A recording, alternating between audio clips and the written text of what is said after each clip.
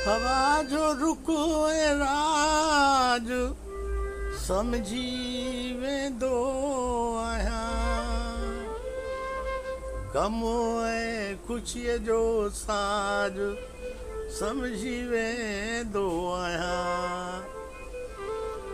महबूब मजीद जे मिलण अचे त आया,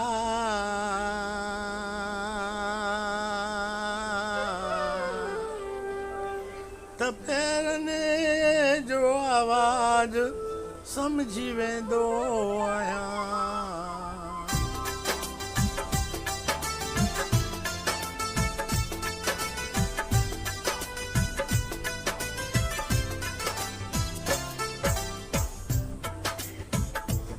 लॻे थो पेरी वियो आहे गुज़री घिटीअ मां अचे थी गुलाबनि जी ख़ुशबू।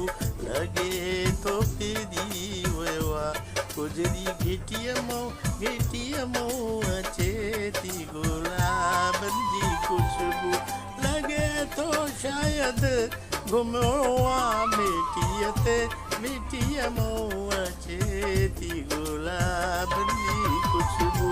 लॻे थो फिरी वियो आहे गुज़री घिटीअ मां अचे थी गुलाबनि जी ख़ुशबू।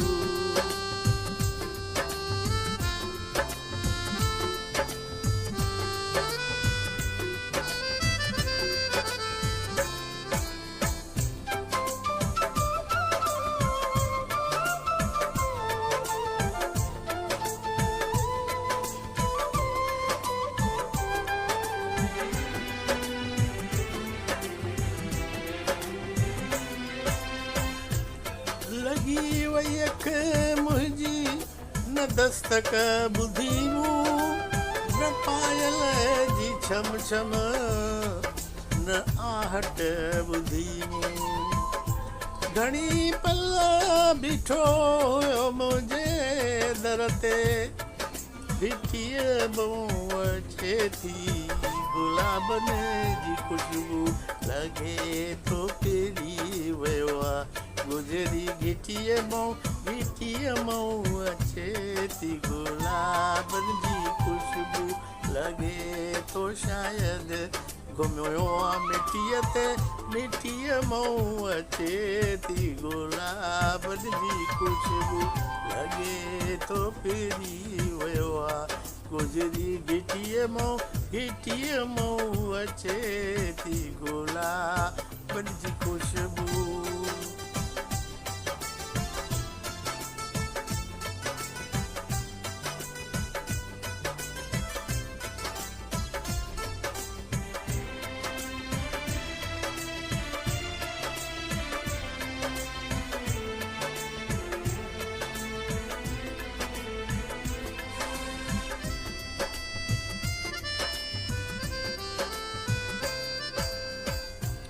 हलियो वियो मुलाक़ात थी कोन पइजी,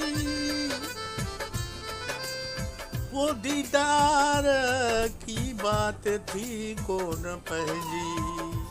छॾे वियो वेंदे वेंदे चिठी मुंहिंजे नाले, चिठीअ मां अचे थी गुलाबनि जी ख़ुशबू।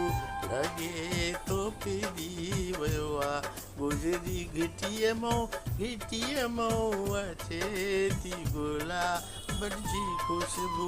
लॻे थो शायदि घुमियो आहे मिटीअ मां अचे थी गुलाबनि जी ख़ुशबू। लॻे थो फिरी वियो आहे गुज़री घिटीअ मां अचे थी गुलाबनि जी ख़ुशबू।